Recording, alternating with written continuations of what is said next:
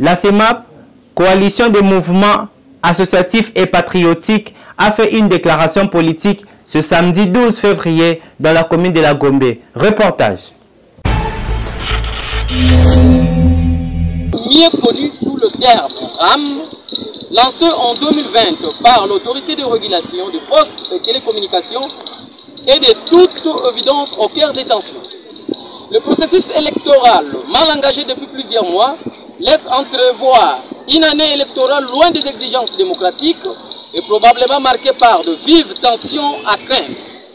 Il est tout aussi clair, compte tenu de récentes déclarations du bureau qui la dirige, que la CENI s'engage progressivement dans une logique de glissement, ce qui, après une alternance politique reçue, ressemble à un calcul malheureux de notre démocratie.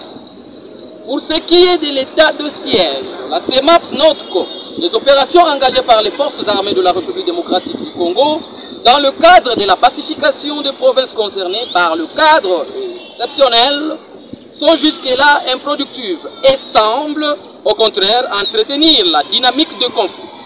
L'opération est contre-productive au point de provoquer la colère du peuple qui attend davantage des autorités. Au regard de ce qui précède, la CEMAP exige ce qui suit.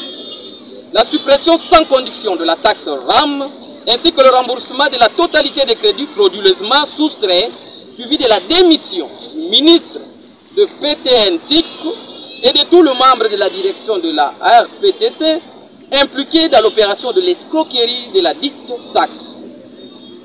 La mise en place d'une commission parlementaire en vue d'établir les responsabilités de toutes les personnes impliquées dans cette opération devrait constituer une étape importante. Faut-il encore espérer que le député se comporte d'une main sans oublier qu'il détienne entre leurs mains la légitimité transmise par le peuple le 30 décembre 2018. En outre, la CEMAP exige l'organisation des élections générales dans le délai constitutionnel. Demande ainsi au gouvernement central de mettre à la disposition de la CENI, à travers un plan budgétaire clairement identifiable, les moyens nécessaires à la tenue de ces échéances électorales, tout en réaffirmant son soutien indéfectible aux forces armées de la République démocratique du Congo, à la police nationale et aux services de sécurité dans l'accomplissement de leur mission de protection de l'intégrité territoriale. La CEMAP exprime sa désapprobation à toute énième prorogation de l'état de siège, considérant que poursuivre une stratégie stérile revient à jouer le jeu des ennemis de la République.